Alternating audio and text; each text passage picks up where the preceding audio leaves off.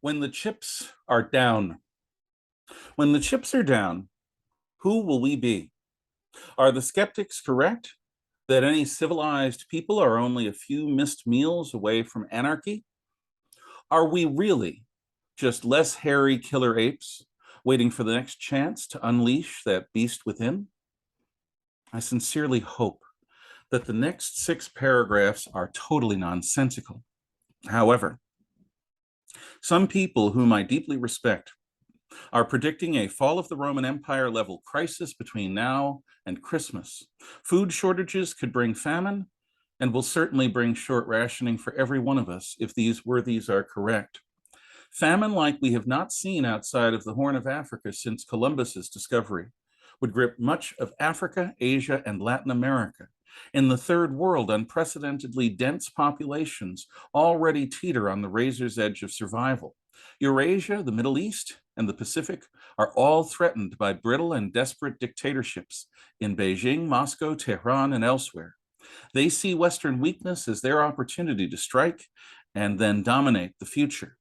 War, combined with famine and disease, could bring megadeath without much warning in an age of nuclear weapons. All of this might happen at a present moment when the world economic system and our ubiquitous electrical power grid have made us inextricably interdependent. Today, like literally never before in the history of human beings, we are subject to events half a world away over which we have little influence. 2 years of COVID have already brought the US and global economies to the brink of collapse. As all of this doom gathers, many leaders within Western civilization seem to be using the potential of such shattering crises to reestablish feudalism. For example, the World Economic Forum has predicted that desperate commoners will soon abandon their freedoms in return for subsistence. They argue that the environment will benefit when only the elites maintain a modern American standard of living. I hope that this is all nonsense. I pray that humanity will not needlessly lurch towards a new dark age or even worse, an extinction level event. I actually believe in freedom.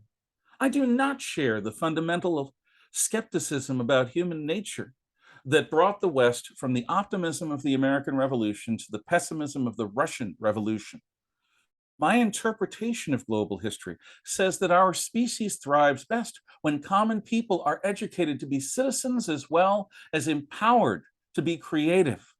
I have faith that if human beings refuse to behave like animals, the answer to every potential problem is freedom, liberty, and the widest possible personal autonomy.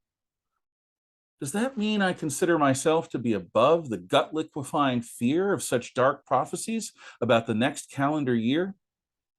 Absolutely not. I fear the end of life as we know it in the United States and the end of life period throughout much of the rest of the world. Mostly, I fear that in extremis, I will allow my desperation to unman me. I'm afraid that my desire to survive will cause me to accept compromises that I would never accept in normal times. I fear that in a moment of panic and pain, I will accept slavery so long as mine and me might live one more day.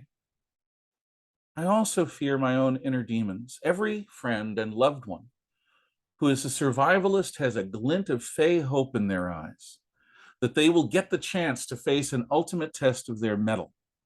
While I admire their courage and envy their readiness, I wonder how they will face surviving amidst desperate and dying neighbors.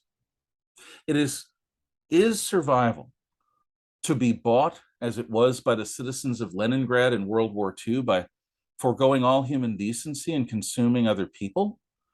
Are we only going to see the other side of any such crisis by being brutal beyond our capacity to imagine?